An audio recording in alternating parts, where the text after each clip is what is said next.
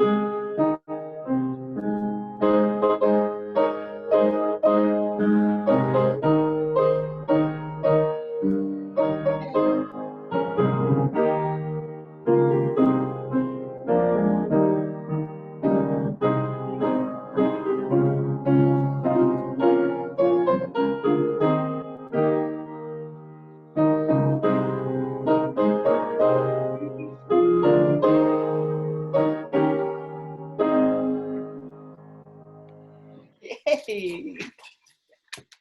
Thank you, Tom, very much.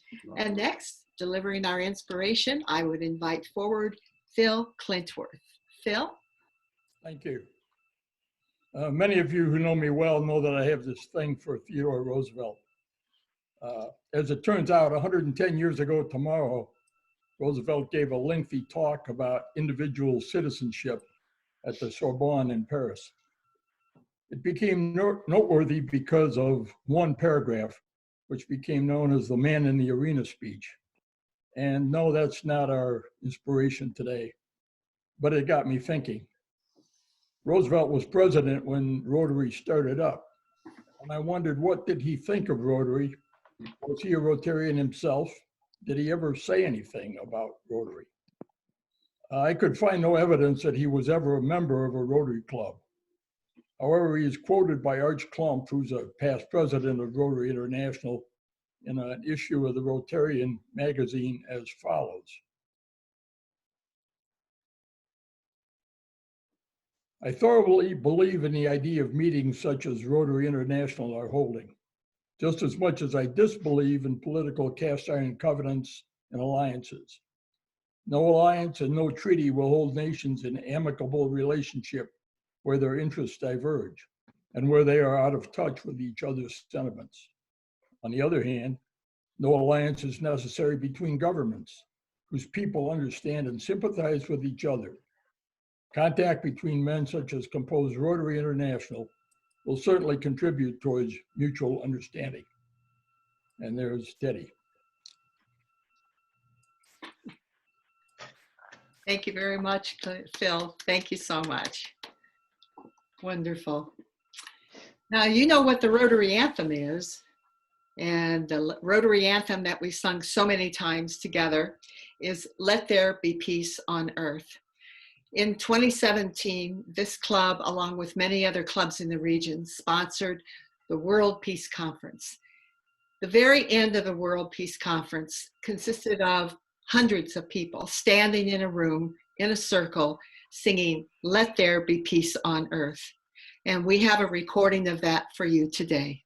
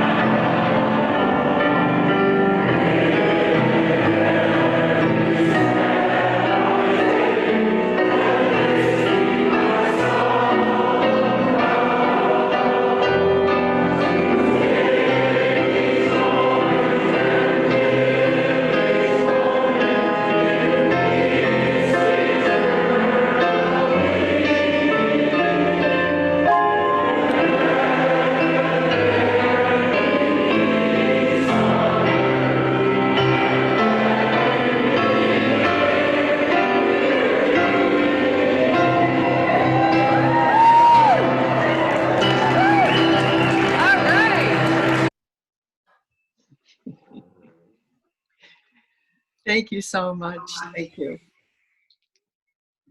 All right. Welcome to you all today. Welcome to my study. Don Dietrich is here with me, but he wants to stay off camera. And we're so glad that all of you have shown up today. We're getting record numbers for our Zoom calls, and today we have a very familiar guest with us, and I would ask you to welcome former past president and member of the Rotary Club of Ann Arbor, John Achenhusen. John, welcome. Glad to have you here. Thank you so much. So glad to be here. It's just so wonderful to see you all and to see you, Rosemarie, is presiding from her study. It's just a wonderful thing. Hello to you all.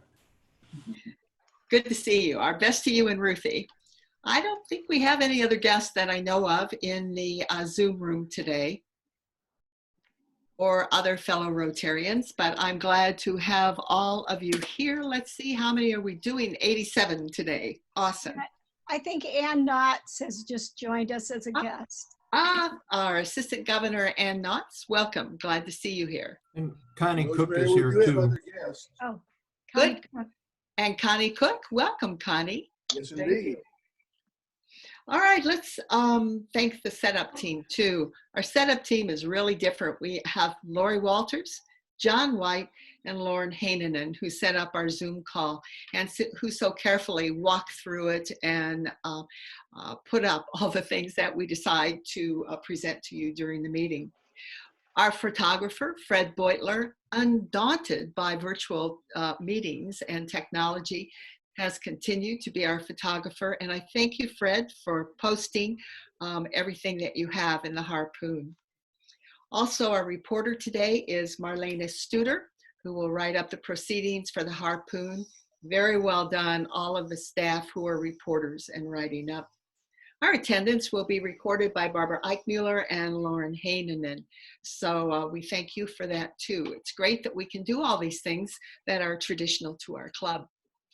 So the birthdays today, this very day, April 22nd, is Mark Wimet's birthday, our esteemed treasurer. We wish you a happy birthday, Mark. Tomorrow, April 23rd, is Larry Hasty, a Rotarian for over 24 years. We wish you happy birthday tomorrow, Larry. And on April 24th, I saw you both out there, Bob Mull and Dennis Powers share a birthday on that date. And finally, April 28th, Dave McDowell. But speaking of birthdays, we have a very significant birthday that you probably don't know about. And I'm going to call on John White and ask him to tell you about this birthday. All right.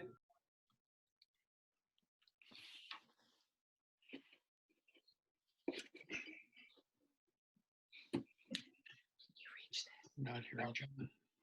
His audio Don is- White, you are muted. I'm unmuted. Okay, I thought Lori unmuted me. I'm sorry. Paul Harris, the founder of Rotary, was born on April 18th in 1868. He was born in Racine, Wisconsin, but raised in Vermont. He had a colorful and adventure-filled life as a young adult, and he finally ended up in Chicago and started practicing law in 1896. In 1905, he and three other businessmen, they're pictured behind me there. We've got Gus, Sly, Hi, and Paul in the picture. I was using their nicknames because I think their real names of Gustavus and Sylvester and Hiram are a little old nowadays.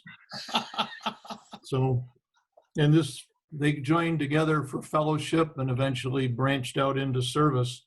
And during Paul's life, he saw the formation of the United Nations, where Rotary was represented as one of the largest NGOs that helped put it together. And also at that time that he died in 1947, they were up to 300,000 Rotarians in 6,000 clubs in 75 countries. So he had quite a life. All right, thank you. Also, isn't this a special anniversary today, John White? Well, yes, it is. And Yeah, honey. today is also See the lighthouse. the 50th anniversary of the first Earth Day. It was the brainchild of Senator Gaylord Nelson of Wisconsin. He was a staunch environmentalist. And the event was invented to increase public awareness of the world's environmental problems. And this is the 50th anniversary of it. There'll be some real celebrations later in the year. Many of them had to be postponed, but it did increase environmental awareness in America for sure. And the Environmental Protection Agency was established in November of 1970. And the Motor Vehicle Emission Laboratory in Ann Arbor was opened in 1971. John worked. And this fall, I'm working on getting a presenter, the director of the lab, to speak to us. So, Excellent. Congratulations on those 30 years at the EPA, John, and thank you very much for that update. all right, thank you. All right, moving right along, speaking of accolades, Lori Walters, can you tell us about a special thing that's happening with the Current magazine? Yes, I can. I don't know if you all recall that you were hounded to go to Current Magazine and to nominate the Rotary Club of Ann Arbor as the best nonprofit in Washtenaw County. There are subdivisions within the nonprofit category.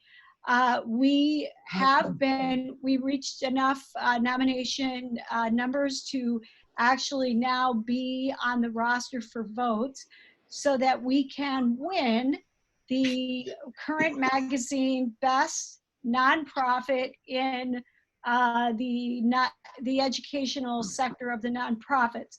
So I'm going to share my screen with you right now to give you a little hint. Where did it go? Hang on.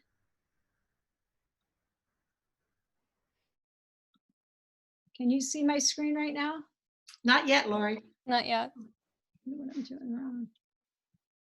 Let's just share screen. There we go. Okay, so here is, if you go, there will be a link. We're going to have links in every Harpoon until the ending of the voting period, which is May 15th. So you can vote often, and we encourage you to do so. So this is what the screen will look like when you click on the link that we will provide for you. And you're gonna scoot down. You see there's Or your shopping. screen's not sharing. My screen's not sharing? Oh no. I see it. I see it. Okay. I see it. I The see screen it. is sharing. Okay, so I'm going to Got it now. vocally, for those that can't see it, I'll just vocally walk through.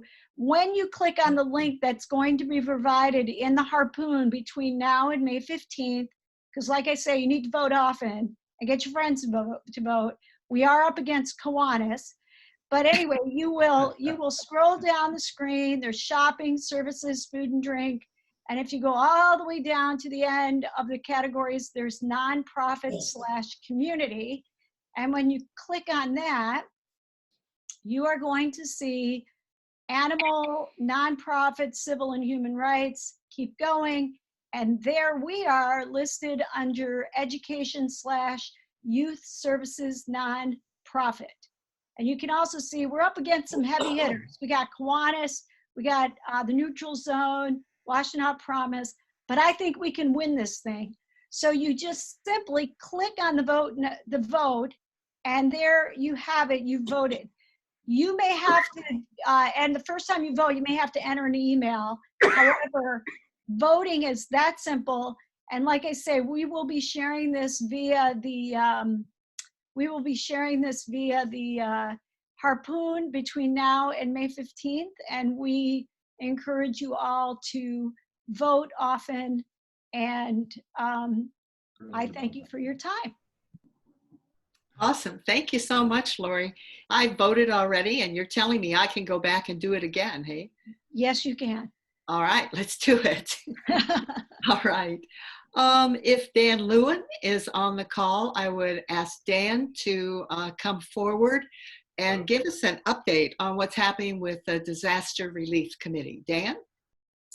Alrighty, so latest with the Disaster Relief Committee. the board had a meeting on Monday and graciously approved our request to fundraise. So our committee has already at our disposal a little over $20,000 that we've pulled from various corners of the club, including IHPC and other areas. And we are ready to start seriously digging into the needs of the community and handing out some grants. So we've identified two major areas of focus. The two areas of focus are on doing what we can to support frontline workers, whether that's through PPE or other means. And then we're also looking at the human services in the county that are really overwhelmed with the needs caused by the pandemic. We know that United Way is doing a lot of awesome work, and so we're looking to mobilize our funds with Rotary to plug some of the gaps that they may not be covering, whether there's a worthy nonprofit that doesn't fit their criteria completely, or if there's a lot of nonprofits that even with the help from the United Way are still going to be overwhelmed. So those are kind of the two areas that we're going to be focusing on. You can look forward to reporting back from our committee as we make decisions on how exactly we're going to use the funds available to us. But we also know that the $20,000 is not going to be sufficient to meet all the needs caused by the pandemic.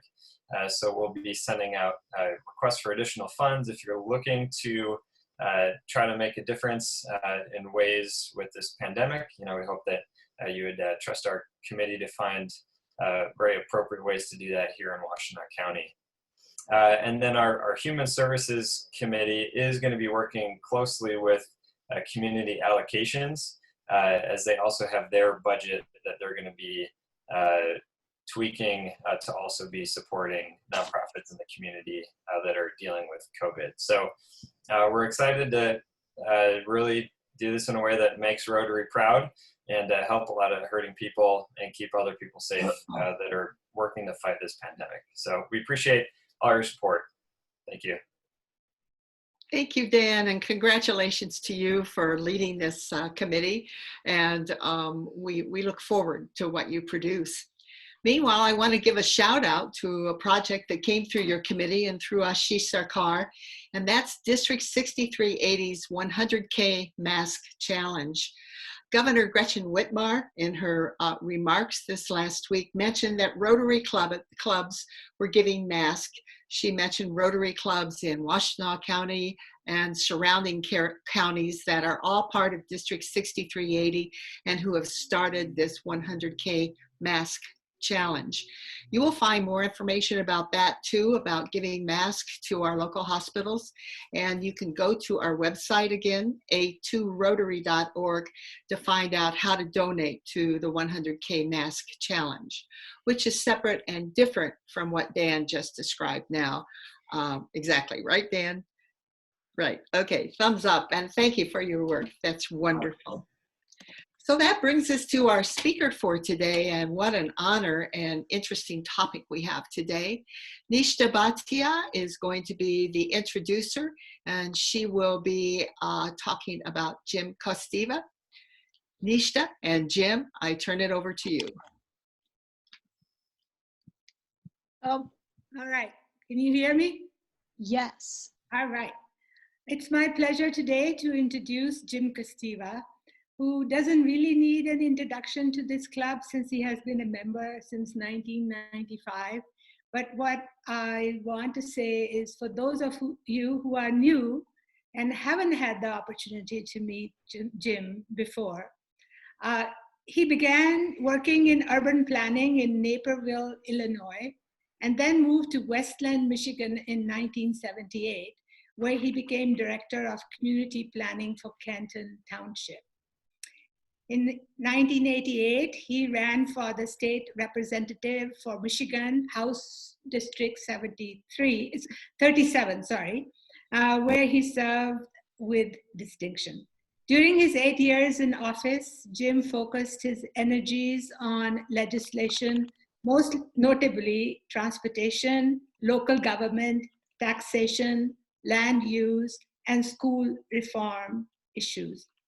In 1994, Jim joined the Office of the Vice President for Government Relations at the University of Michigan as the Director of Community Relations. He successfully navigated town and gown relations to promote campus safety and support construction of new facilities. And these included closing of Main Street along the stadium on football Saturdays, a purchase and repurposing of the Pfizer property into a research facility, construction of the North Quad residential and academic complex, reconstruction of the stadium bridge. He was also instrumental in bringing city polling locations to the campus and the Ann Arbor Summer Festival to the US Ingalls Mall. In his retirement, Jim has taken on the task of educating Michigan citizens on this very new amendment to the state constitution, the Independent Citizens Redistricting Commission, how it will function and how you can participate in redrawing of the voting boundaries after the census this year. I give you Jim Kosteva. Thank you. Jim? Thank you, Nishta. And I'm very happy to be with you all today. And thanks to Rotary for giving me a reason to shower and to shave. But we do have to do something about the lunches. I've had peanut butter and jelly the last 3 weeks in a row. So something's got to give here. Let me get my full team to join us. There we go. Now,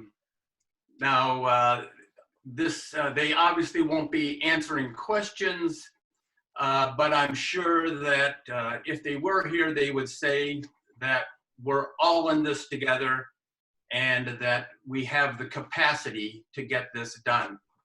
And that's speaking of redistricting, of course. We're all in this together and we have the capacity to get this done. Enough of that fun. Let me just fire it up.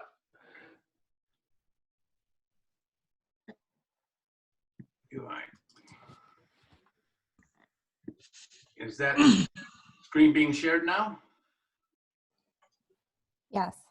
It is. Yes, it is. Oh, it has to be enlarged, I think, maybe.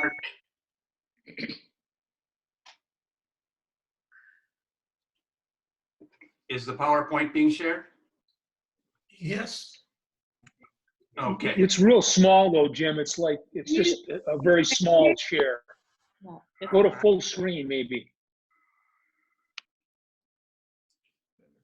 It's a little bigger. Yeah, that's better. It's not bad. Not bad.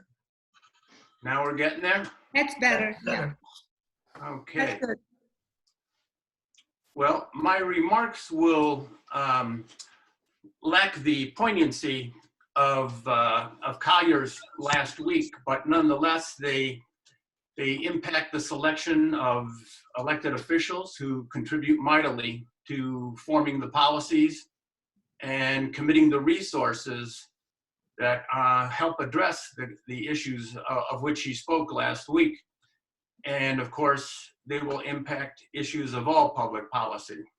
So this afternoon, I'll give you a quick reminder of Proposal 2, an update on current activities, review the timeline going forward, and describe how you can apply and encourage others to remain involved throughout the entire redistricting effort. First, let me start with that reminder that back in November of 2018, after a historic citizen-led effort, Michiganders amended the state constitution to end gerrymandering and created an impartial and transparent process to redraw district lines within the state of Michigan. The proposal received support from 61% of Michigan voters, and the amendment removes the power from politicians to draw their own district lines and puts it in the hands of voters like us. This is, of course, a little quick look at the kinds of self-serving district efforts that the ballot initiative is trying to eliminate. Here's a couple of districts that politicians drew for U.S. Congress. They're on the left-hand side here in southeastern Michigan, and a Michigan State House district around Grand Rapids on the right-hand side of the screen. And this is the type of self-serving kind of map making that legislators have utilized for years and years. And now we'll have citizens drawing the maps instead of the legislators around drawing their lines around the preferred constituents. Every single 10 years, after the census is completed, new political district maps are drawn to ensure equal representation. And this is the process known as redistricting. It's also a good time to remind you that it is timely to complete your census if you haven't done so already. In Washtenaw County, 61% of people have completed the census compared to the statewide average of 57%, but obviously there's still room for improvement.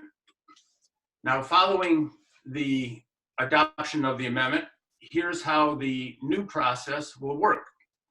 There will be 13 Michigan voters to serve on the Independent Redistricting Commission. They're going to do that work out in the open with public meetings so that communities and individuals can speak up about how they should be represented. The mapping will be done in accordance with some firm criteria. The commission can hire whatever staff they need, experts, geographers, programmers, statisticians, etc. And to approve the final maps, the commissioners will have to reach consensus and agreement across political parties. So, who draws the maps? 13 Michigan voters will serve on the commission. And there are already over 4,500 applications to serve on that commission, but yet more are needed. There will be a random drawing to select the commissioners from all the voters who apply, and more on that in a moment. The commission will consist of 4 Democrats, 4 Republicans, and 5 individuals unaffiliated with either of those 2 parties. And as I mentioned in the previous slide, the final maps must be approved by not only a majority of the 13, but it must include at least 2 votes from each of these 3 groups. Now, for those of you who are better visual learners, allow me to use the most popular focus of YouTube videos today on today's internet, and let me convey these numbers in a different way. There will be on the commission 4 Republicans, 4 Democrats, and 5 individuals who are not affiliated with either party. They will, the commissioners will utilize some very, very clear criteria in their process. First and foremost is, of course, the requirements, meeting the requirements of the federal law and the Voting Rights Act. Largely, this is the one person, one vote requirement that districts should have an equal population across the country and within the state of Michigan. So, for example, based on the 2010 census, each congressional district across the country had about 705,000 people within those districts. State Senate districts here in Michigan have about 260,000, and state representative districts have about 89,000 people each. And these will be adjusted based upon the 2020 census. Further on in the criteria, the district should be contiguous.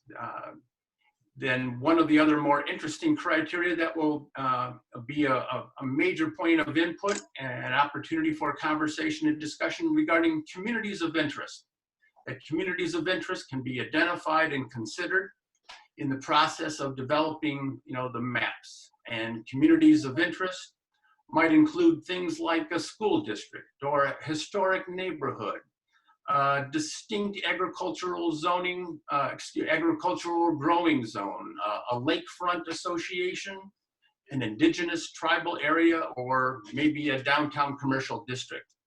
And this is where some of the most important input will be received by the commission from individuals to know where the boundaries of these communities begin, what their interests may be in terms of helping to ensure appropriate levels of representation. Partisan gerrymandering and protecting specific incumbents are explicitly unconstitutional now. The districts shall not provide a disproportionate advantage to any political party.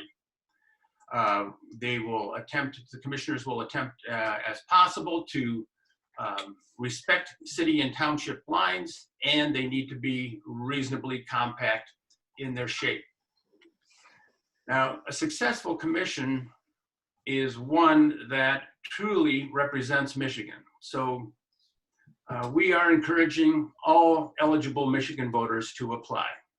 The objective is to have the commission be as reflective of the state's diverse population makeup.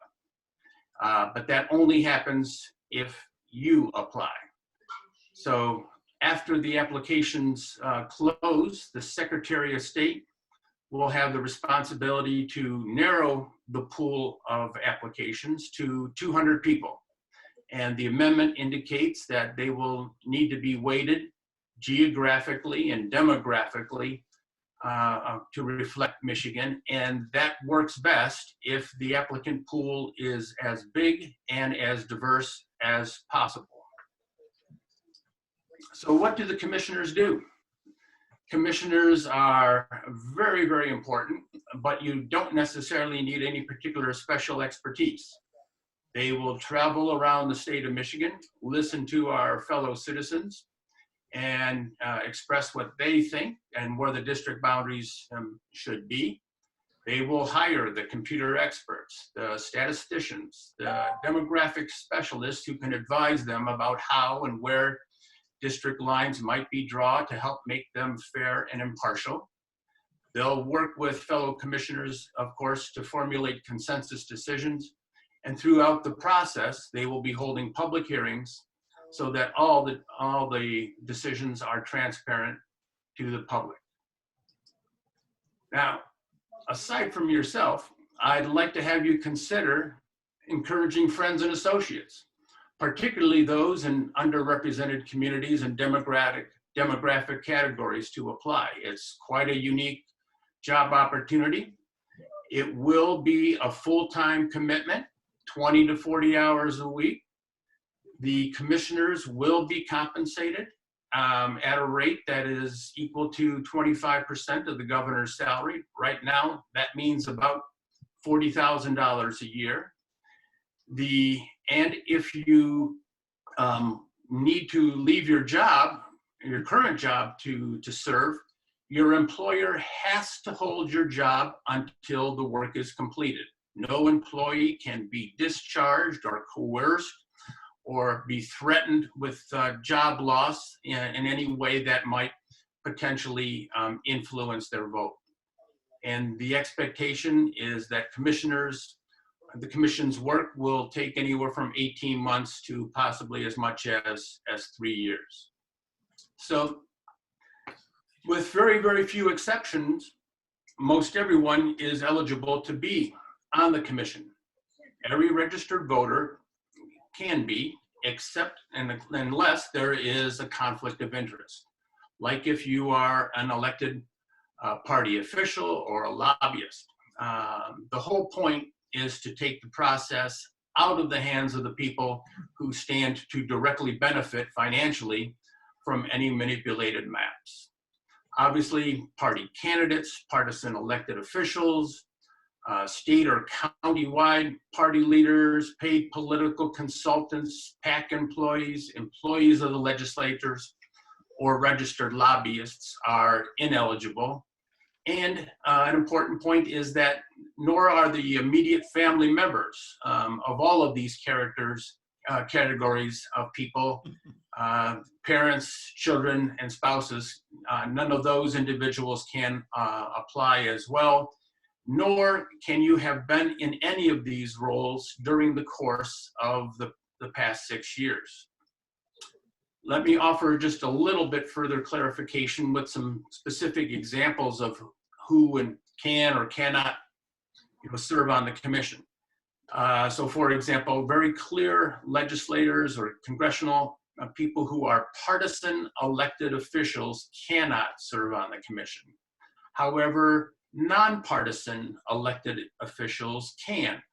So in most cities across the state of Michigan, with exceptions in Ann Arbor and Ypsilanti and I believe Ionia, all city officials with those exceptions are nonpartisan elected officials, or members of the school board, or members of the library board. While they are elected, they are nonpartisan, and they would have the ability to serve on the commission.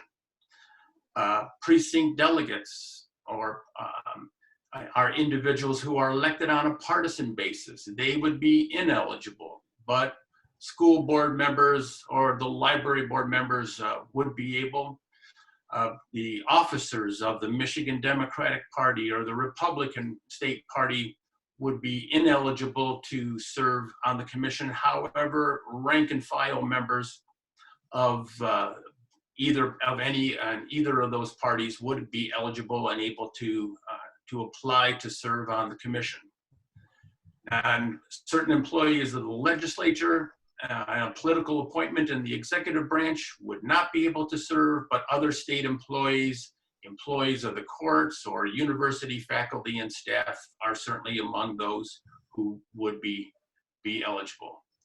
However, even though they may not be eligible to serve, these individuals, like everyone else, will still have the ability to fully participate in the public hearing processes and the later involvement and later discussions and deliberations of the commission.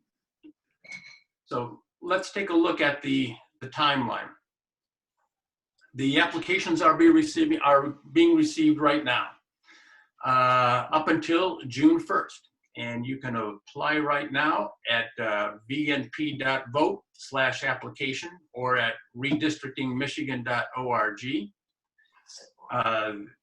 After the application period closes on June 1st, the Secretary of State, as I mentioned a bit ago, will weight the applicant pool to make sure it geographically and demographically represents the state of Michigan as best as possible. And then 200 names will be randomly selected. 60 Democrats, 60 Republicans, and 80 individuals who are either independent or not affiliated with either of the two major parties in the state. Then beginning in August, political leaders in the state of Michigan do have a role. The Senate Majority Leader and Minority Leader, and the Speaker of the House and Minority Leader in the House of Representatives each have the ability, similar to each of those leaders have an ability to strike up to 5 people or dismiss up to 5 people out of those pools, much like attorneys may strike a jury pool in a trial process. So out of that 200 names that the Secretary of State randomly puts forward, up to 20 individuals might be dismissed by some of the legislative leadership. And by October of this year, the final random drawing will pick the 13 commissioners who will serve. The commissioners will begin their work in November of this year, getting organized, hiring, and begin to look at the consultants that might assist their efforts. Later in the year, and certainly by early 2021, the commissioners will be holding the public hearings across the state of Michigan to public input. A minimum of 10 public hearings are required under the constitutional amendments before even the first map is drawn and considered. In February of 2021, when the census data is expected to be available, the commissioners can start to work on maps in earnest. We've all heard, however, that the census, there has been a request put forward that some of the census may be delayed, or some of the reporting may be delayed due to the coronavirus concerns and the ability to get all the census data collaborated. However, even if a 3-month, 4-month, 5-month delay takes place, we're pretty confident, we remain confident that the commission should be able to get its work done, completed in advance of November 21st, in accordance with the constitutional amendment. And it is in August of 2022 that the first statewide primary elections will be held that would reflect the new maps. So, as I mentioned, if you're ready to apply, they are available online at vnp.vote/application. The applications can be printed. They do need to be notarized. Now, certainly given the existing coronavirus crisis, you will need to make some direct contact with a notary and probably set up an appointed time to safely have the document notarized. Most city and township clerks are notaries, and most are taking appointments. The state of Michigan has also compiled a geographic listing of notaries who are willing to perform this task without cost, and that is available at michigan.gov/free notary. So here's a quick look at who has applied, the breakdown of the nearly 4,500 applications that the Secretary of State has received and processed so far. I recognize that this image is a little bit small, so let me summarize. It indicates in the pie charts, you can see that there are more males that have applied than females. We are still desirous of seeing more women, more minorities, Republicans, and rural Michigan residents to apply so that we can help ensure a truly reflective pool of applicants. Now, of course, only 13 people will be selected as commissioners, 13 out of the thousands that might apply. But let me reinforce, that's not the end of the opportunities, and nor the importance for all of us to remain engaged, remain involved as all residents of the state, to attend the public meetings and provide our input and the feedback to the commission. This is when the work will be done. Each of us as individual registered voters will even have the ability to submit our own map for consideration or propose an idea for the commission to consider. This is the critical component of the constitutional amendment, and it will certainly work best when as many Michigan residents as possible and citizens as possible can get involved. Let me begin to close by saying a word about other current Voters Not Politicians initiatives that include the census phone banks, which are out making calls to individuals, encouraging them presently to complete the census. VNP is also working on Project Vote Safe, which is an initiative to try to make mail voting by mail, as readily available to as many residents in the state of Michigan as possible. And also a nights and weekends initiative that urges clerks across the state of Michigan to consider expanding their hours on the nights and on weekends in the weeks prior to Election Day. So it is time for us to draw the lines here during the course of the next year and a half in this in this new and exciting redistricting process. And I appreciate your attention, this afternoon. Thank you. Thank you, Jim. Well explained. So appreciate that. Thank you so much. Welcome. Jim, if we have a few questions, would you be willing to take them? By all means. All right. I would direct everybody's attention to the chat feature that you'll find in the bar. If you click on chat, you can type your message in and say, hand up. We have 90 people on the call, so I need some way to manage this. So the first person that gets there is John Achenhusen. His hand is up and he is recognized. John? Thank you so much. Thank you for a wonderful talk. I was very aware of this when it was being voted upon, and I was regretting, one of many reasons to regret or to at least have good thoughts about Michigan, because if I were in Michigan now and qualified, I would absolutely love to be on that committee. It's an interesting problem of trying to guess the preferences of a large group of people through the efforts of a small group of people. One of the big questions, Jim, is getting from that list of what is now 4,600 applicants down to the 200 from which random selection is made. Sounds like there is a lot of effort that has to go on there to get geographic diversity, race diversity, gender diversity, income diversity. It would sound like the group of people that is doing that selection would be very, very important. But I'd like to hear about that. The second thing I'd like to ask about is the expertise available to that final group of 13 members.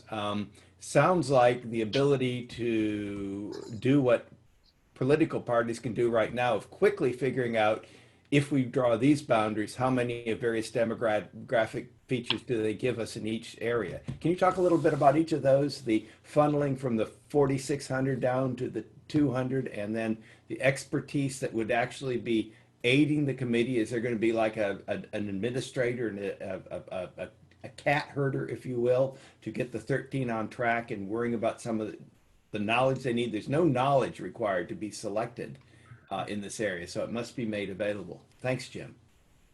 Okay. Yes, thank you, John.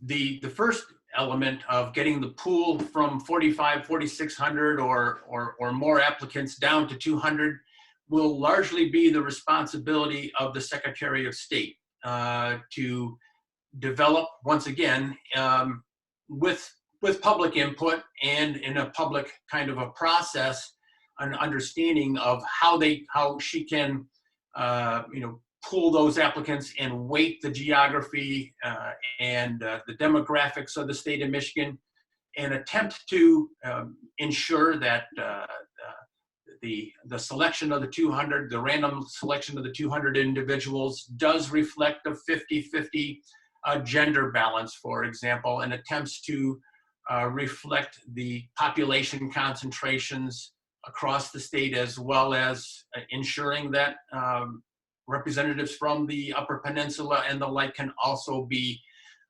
selected. The constitutional amendment itself did not go into the details as to exactly how that first weighting process was to be done, but it is very, very clear that it's intended to be to help ensure that the selection of the commissioners can be as reflective of the makeup as Michigan as possible. The second question you asked regarding the work of the commission, they have the ability to hire a variety of experts, and of course a number of strong professionals, demographers and geographers and statisticians and map makers will come forward, and they'll have the ability to make some selections in that regard. There are other states that have gone through these process, and of course there is a growing number of individuals and firms that have developed a variety of expertise in this arena. The most important thing to remember in the process, even though political parties have historically had great expertise in this arena, the commission will be doing its work in the public. They will be doing, and they will be held accountable through their public hearing process to the voters and to the citizens of Michigan, to help ensure that the individuals that they do hire don't have any political taint to them, that they are independent, that they are well skilled in the arenas and the expertise that they may bring to the commission. So the fact that the process is totally public is one of the most important elements and answers in responding to your question as to how the commission itself will do its work and develop its expertise throughout the process. Thank you, Jim. And next, I think Jim Cook has a question. Jim Cook, if you would unmute your mic. I have you on the lineup here as having a question. Thank you. I would just like to know who funds this effort, and has it been done successfully so far? Yes, the funding, it is outlined in the constitutional amendment that the legislature should appropriate funds and needs to appropriate funds in an amount that is roughly equal to about 25% of the budget, total budget of the Secretary of State. And that has been done for the, in the current fiscal year. There was a little bit of gamesmanship going on during the course of some of the budget discussions this year, but the constitutional amendment makes it very, very clear that it is a legislative responsibility that they ensure that the funding for the commission to adequately do its work is in place. Great. And a final question is here from Eric Lipson. Eric, if you could unmute your mic.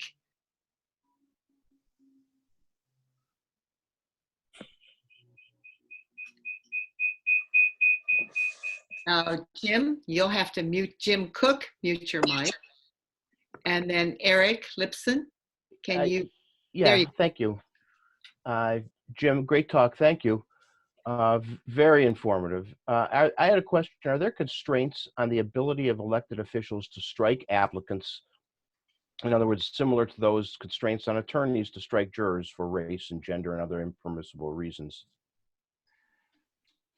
No, it is simply without cause or without reason that the legislative leaders will have that limited ability to strike up to 5 individuals.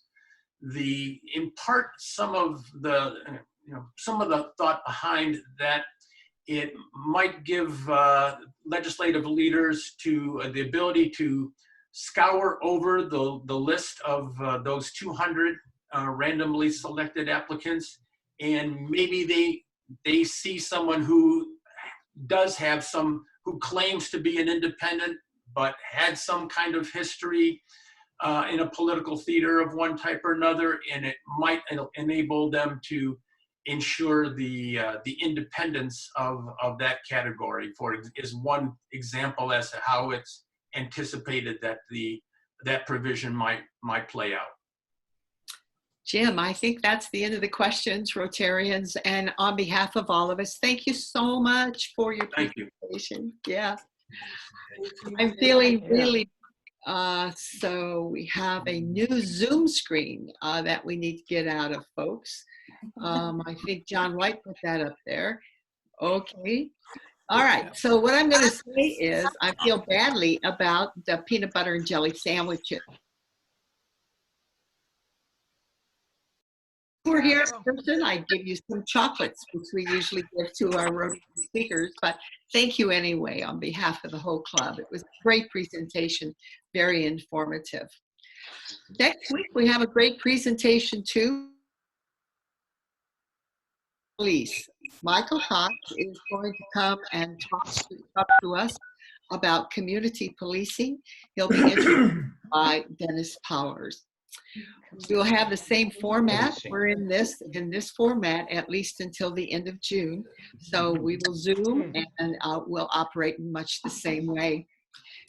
It is also, I want to remind you, starting this Friday, April 24th through the 30th, World Immunization Week, and Rotarians are for immunizations.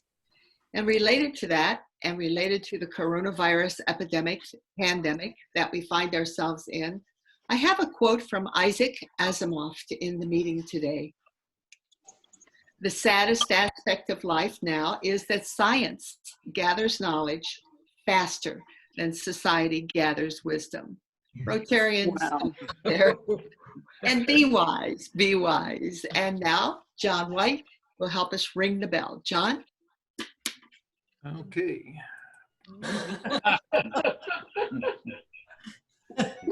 Before John rings the bell, can I ask the whole group a question? Whoops. Too late. Too late. No, I'm still working on it here. Would people be interested in Rotary masks or masks with Rotary logos on them if we were to make them available through the committee? Yes. Yes. Yes. Yes. Sure. Yes, and I think we might be able to make that a fundraiser. Yes, exactly. Get the masks at a lower price, and then let's make it a fundraiser for club members to buy them. Rotary Exactly. masks. Do that through the committee, the disaster relief committee. Sell them to other clubs. True. Anybody who wants them, but or who needs them. There goes the bell. Thank you so much, Rotarians. It was a great meeting. We had 90 of you. See you next week. All right, bye-bye. Bye-bye. Bye. Stay safe, everyone. Yep. I guess it looks like. Yep, stay well. Hey, John? Yes. I'm John. here. I wonder how his wife is. Talking hasn't. Oh, that John. Okay. John Ackenhusen. He wants it checked out. Okay. Thank you very much, Jim. It was very good. Oh. Oh.